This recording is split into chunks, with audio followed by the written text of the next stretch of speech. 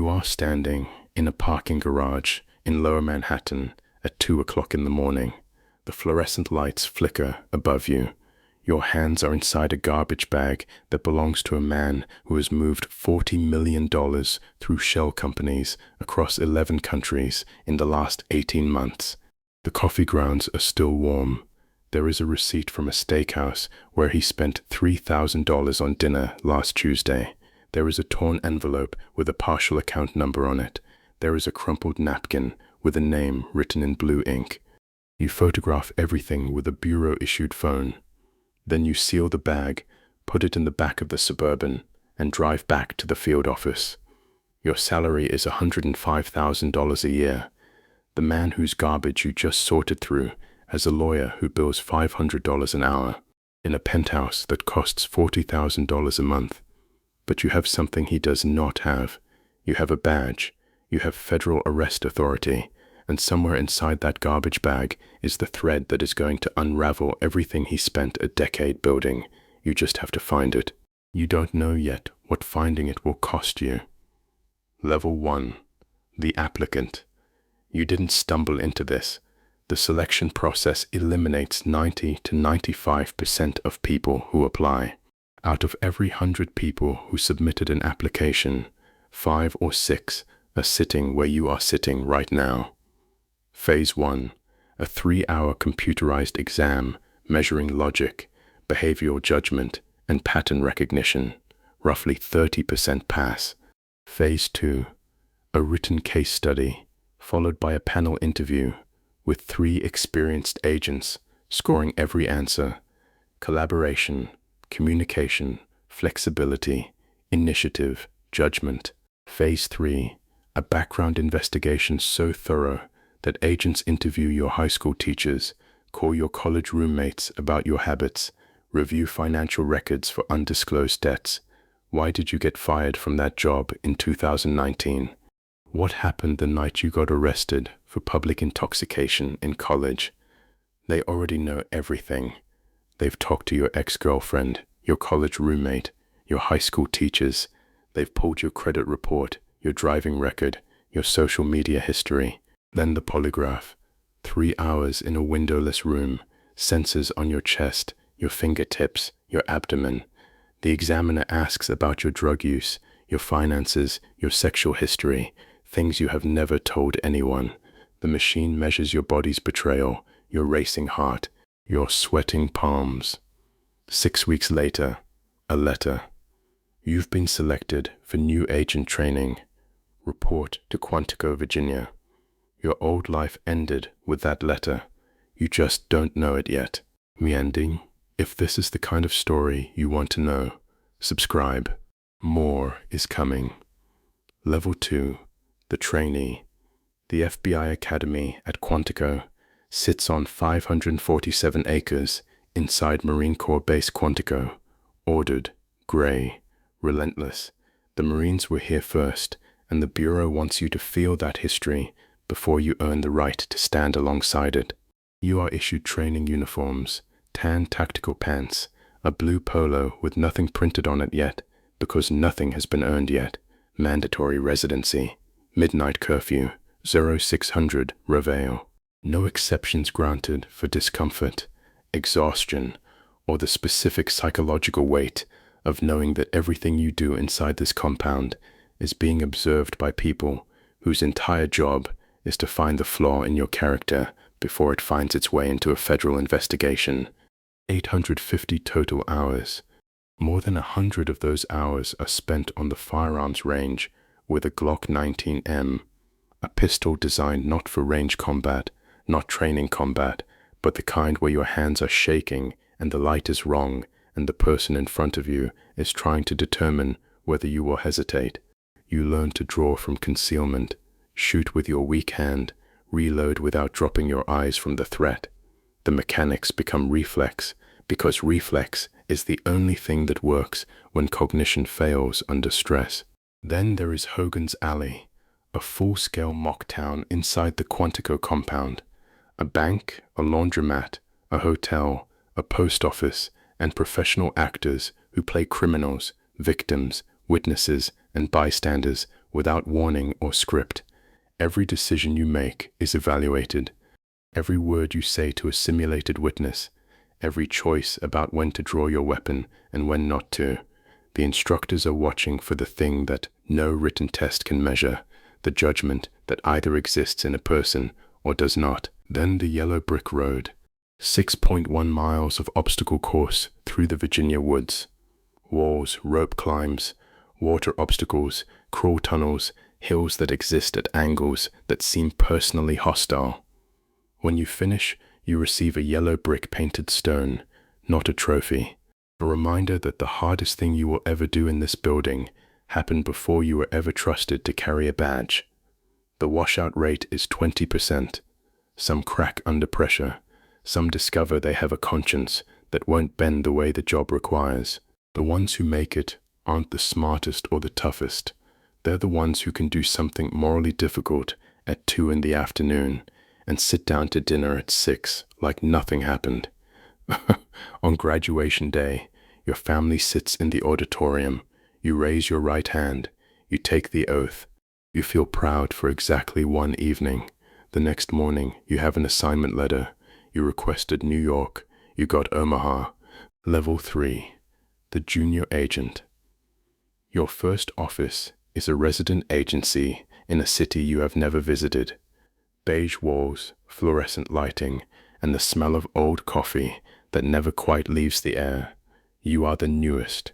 You get the worst desk, the worst car from the fleet, and the cases nobody else wants. Bank robberies mostly.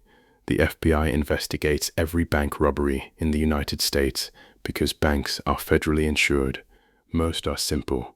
A man walks in with a note, gets $3,000 from a terrified teller, walks out and gets caught on 4 security cameras. You track him down in a day using surveillance footage and cell tower data. Write the report in 3. The paperwork takes longer than the investigation. Everything in the bureau is paperwork. Form FD 302 for witness interviews. Form FD Dewis Ton 57 for evidence. Every action documented, every decision justified in writing, every minute accounted for in a case file that will be reviewed by your supervisor, your squad leader, and possibly a federal prosecutor who will decide whether your work is good enough to take to trial. Your first arrest, a fugitive hiding in a motel off the interstate. You knock on the door at 6 a.m. with your weapon drawn and your heart rate at 160 and your backup 30 seconds behind you. He opens it in his underwear. He doesn't resist. Most don't. The movies lied about almost everything. You handcuff him and read him his rights from the card in your credential case because you have only done this twice and you are not going to risk misquoting Miranda. You drive him to the federal courthouse. The whole thing takes 90 minutes and generates 40 pages of paperwork. Your partner says, "This is the job. 90% waiting, 10% action, most of it unglamorous, most of it paperwork." Level 4, the senior special agent. 5 years in, you are off probation. You work cases independently. You are assigned to a violent crime squad, gang activity, armed robberies, kidnappings, murders that cross state lines. You are investigating an armed robbery crew hitting banks across 3 states. They have taken $400,000 in 6 months. Professional, organized. Careful. You build the case from scratch. You review footage from every robbery. You identify patterns, same getaway vehicles, same entry techniques, same division of roles. You identify a suspect through a partial license plate. You run surveillance. You photograph him. You map his entire life. You present your case to an assistant U.S. attorney. She authorizes a wiretap. You listen to phone calls. You hear them planning the next job. You set up on the bank. 6 agents, 3 vehicles. They arrive. They enter. You wait until they're inside. Then you move. You block their escape route. You draw your weapon. You order them to the ground. They comply. No shots fired. You arrest all 4. You recover $200,000 in cash. You seize 3 vehicles and 4 handguns. You testify at trial. The jury convicts. You are proud of this one. This one mattered. Level 5. The supervisory special agent. 12 years in, you are promoted to supervisor. You run a squad now. 10 agents report to you. Your job changes entirely. You are not chasing cases anymore. You are managing people. Agent Smith drinks too much. Agent Johnson is going through a divorce. Agent Williams has been reviewing 40,000 images of child exploitation to build a prosecution. She said she's fine. You know she's not. You've said you're fine 100 times yourself. You send her to the Employee Assistance Program. She resents you for it. In the bureau, asking for help feels like admitting weakness, and weakness doesn't get promoted. You approve a surveillance plan that puts 2 agents in a dangerous neighborhood at 2 a.m. If something goes wrong, it is your name on the authorization form. Your signature, your decision. You lie awake some nights, running scenarios. Could you have assigned more agents? Should you have waited? The answer is always maybe. And maybe is the worst answer there is, because it means you will never know if you made the right call until something goes wrong, and by then it is too late to change it. You attend endless meetings, budget meetings, policy meetings, coordination meetings with other agencies. You brief the special agent in charge. You write memos justifying your squad's priorities. You miss working cases. You miss the action. But this is the path. This is how you climb. Level 6, the ASAC. You are transferred to a major field office, New York, Los Angeles, Chicago. You are second in command now, the ASAC. You oversee multiple squads, counterterrorism, counterintelligence, cybercrimes, hundreds of cases running simultaneously. You manage 200 agents and support staff. A public corruption investigation targets a sitting congressman. The evidence is solid. Wiretaps, financial records, testimony from a cooperating witness. But the politics are radioactive. The congressman chairs a committee that oversees the bureau's budget. The U.S. attorney wants to wait until after the midterm election. The agents want to move now because the target is actively destroying evidence. Every day you wait is a day he gets closer to clean. You brief the SAC. The SAC briefs headquarters. Headquarters briefs the deputy director. 2 weeks later, the decision comes back. Wait. You tell your agents to stand down and watch them swallow a frustration they will carry for months. You swallow your own. This is the intersection of law enforcement and politics. This is where idealism goes to die, not violently, quietly, in conference rooms, with good coffee and bad decisions made by people who weigh careers alongside justice. You sleep 4 hours a night. Your second marriage is failing. Your kids barely know you. You have missed birthdays, holidays, school plays. You tell yourself it is worth it. You tell yourself you are making a difference. Some days you believe it. Would you have made the same call? Tell me in the comments. Level 7. The special agent in charge. You run an entire field office now. This is the pinnacle for most agents. You oversee operations across an entire region. You command 400 people. You manage relationships with senators and congressmen. You defend your budget. You make decisions that affect national security. When a mass shooting happens in your jurisdiction, you hold the press conference while the blood is still being cleaned. When a terrorism arrest is made, you stand at the podium with the U.S. attorney and answer questions from reporters who are already writing their stories. When an investigation goes wrong and an innocent person's door gets kicked in at 5 a.m. because of bad intelligence, you answer for it. You approve a raid. It goes wrong. An agent is shot. You attend the funeral. You give the eulogy. You tell his widow he died serving his country. You don't tell her you approved the operation. You don't tell her you could have done it differently. You carry that weight. Level 8. The executive. Back at headquarters, the J. Edgar Hoover building on Pennsylvania Avenue. Aging brutalist architecture, outdated before it was finished, but it houses the most powerful domestic law enforcement agency in the world, and you are now part of its senior leadership. You oversee entire divisions, counterterrorism, criminal investigative, cyber, intelligence. Each division has thousands of personnel and budgets in the hundreds of millions and operations spanning dozens of countries. You testify before Congress in closed sessions where senators ask questions they already know the answers to. Everything you say can become a headline. Everything you don't say can become a subpoena. You have become a political creature, whether you wanted to or not. When something goes wrong, you are on the phone with the director.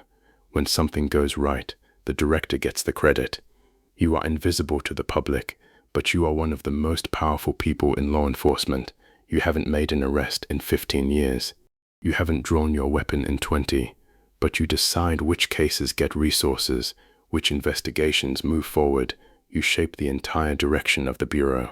Your salary approaches $274,000 annually. The person who shapes the investigative priorities of 35,000 agents makes less in a year than the man whose garbage you sorted through in a Manhattan parking garage at 2 o'clock in the morning 2 decades ago. Level 9. The ghost. You retire, not because you have been pushed out, because 37 years is what you agreed to give, and you have given it completely and correctly, and now it is done. The ceremony is at FBI headquarters. The director gives a speech. Division chiefs speak. Agents you trained 20 years ago are in the room, running their own squads now. Your daughter is in the front row, 33 years old, working for a federal public defender in Philadelphia, a choice that delighted you. They give you a shadow box containing your badge, your credentials, a flag that flew over the Hoover building, and a commemorative photograph of every office you were posted in, arranged on a single framed mat. Charlotte, Philadelphia, Washington, New York, Miami, Washington again. Different buildings, always the same work, scaled differently, different faces, different case numbers. The underlying requirement never changed. See clearly, document truthfully, make the right call, hold the line. You move to a quiet house in Virginia. You don't have many friends left. The people you worked with are scattered or dead. The people you knew before the bureau are strangers now. You can't explain the gaps, the scars, the reason you check the locks 3 times before bed, or why you sit facing the door in every restaurant, or why you walk the perimeter of your property at 3 a.m., looking for threats that aren't there. No one takes care of the memories, the assets who were caught, the operations that went wrong, the decisions you made at 35 that you can still feel at 60. The empty chairs, the people who made wrong decisions at critical moments, the ones too comfortable, too political, too invested in the rank itself, rather than the work it was supposed to do. None of it was officially acknowledged. None of it ever will be. You are a ghost. On your last day, you walk the building alone before anyone arrives. The basement, the records division, physical case files in climate-controlled rows. You pass numbers you know, and some you know enough not to look at too closely. You go upstairs, stand at the 4th floor window. The Capitol is visible on a clear morning. You think about the trainee who scored 74 on his first firearms qualification, the informant in Charlotte who smelled like cigarettes and spoke with his hands, the parking garage at 2 o'clock in the morning, the garbage bag, the crumpled napkin with the name written in blue ink, the thread that unraveled everything, the clear conscience that, in the end, is the only rank that cannot be taken from you. Somewhere right now, someone with a bachelor's degree and a clean record is filling out an application on FBIjobs.gov. They have watched the television shows, they have read the books, they are imagining something that looks like the best version of this job on its best day. They do not yet know about the trash pulls, the case management system that crashes twice before sunrise, the marriages that did not survive the mobility agreement, the 48-hour weeks that become 60-hour weeks during active operations, the way the job eventually becomes the primary relationship in your life, whether you intended that or not. They don't know about the politics that bend investigations, or the bureaucracy that buries initiative, or the silence that becomes the defining feature of a career built on classified information you can never share with the people you love. They don't know that the FBI will give them purpose and discipline and a pension and a brotherhood, and will also take years from their marriages and presents from their children and sleep from their nights and pieces of their humanity they won't realize are missing until they try to get them back, but they'll learn. One case at a time, one transfer at a time, one classified briefing at a time. The application gets submitted, the email comes weeks later, report to Quantico on a Sunday night, the cycle begins, the next video drops soon, subscribe so you don't miss it. Would you have clicked apply? Tell me below.